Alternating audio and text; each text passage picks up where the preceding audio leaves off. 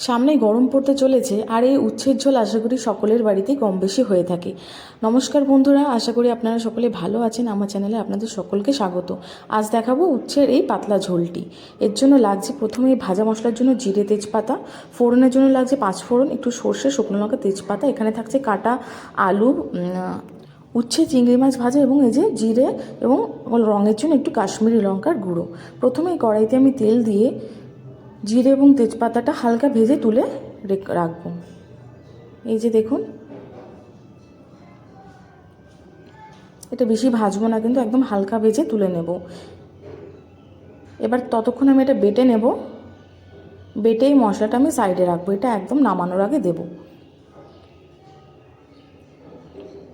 এই যে ওই কড়াইতে আবার কিছুটা পরিমাণ তেল দেব, দিয়ে এক এক করে এই ফোড়ন দিয়ে দেব। শুকনো লঙ্কা,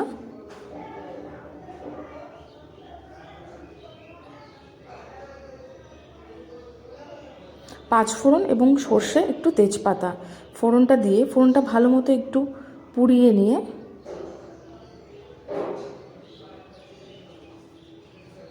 এই যে দেখুন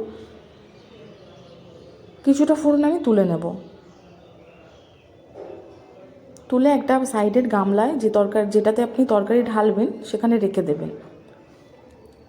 এই যে দেখুন, এবার কিছুটা ফোড়ন থাকা সমেত সেই সময় আমি এর মধ্যে এক এক করে এই ভেজে রাখা আগের থেকে এই নদীর চিংড়ি মাছটা দিয়ে দেবো এবং এক এক করে আলু এবং উচ্ছেটা দিয়ে দেবো।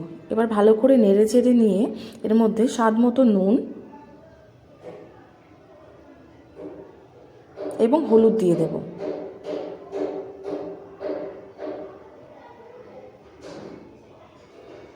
দিয়ে এবারে যে গুঁড়ো মশলাটা রেখেছিলাম, একটু জিরে গুঁড়ো এবং একটু কাশ্মীরি লঙ্কার গুঁড়ো, একটু রং হওয়ার জন্য, এবার দিয়ে বেশ ভালো করে নেড়ে চেড়ে নেব।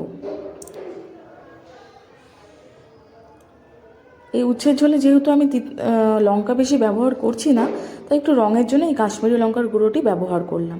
এবার নেড়ে চেড়ে নিয়েই কিন্তু আমি দেখুন বেশ খানিকটা জল দিয়ে দিয়েছি।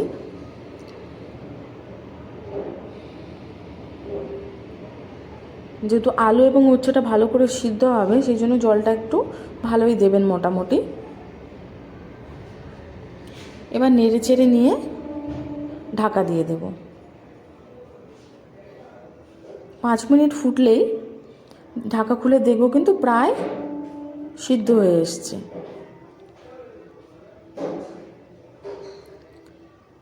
আচ্ছা, তারপর আমি 1 মিনিট ঢেকে রেখেছিলাম। ঢাকা দিয়ে দেখবো একেবারেই হয়ে এসছে ঝোলটি। তখন এই যে ফোড়নটা আগে একটা গামলাতে তুলে রেখেছিলাম, এটিকে একটু হাতা দিয়ে ভালো করে ঘষে নিয়ে ভালো করে এবার এই ঝোলের মধ্যে আমি আগে থেকে তুলে রাখা ফোড়নটা মিশিয়ে দেব।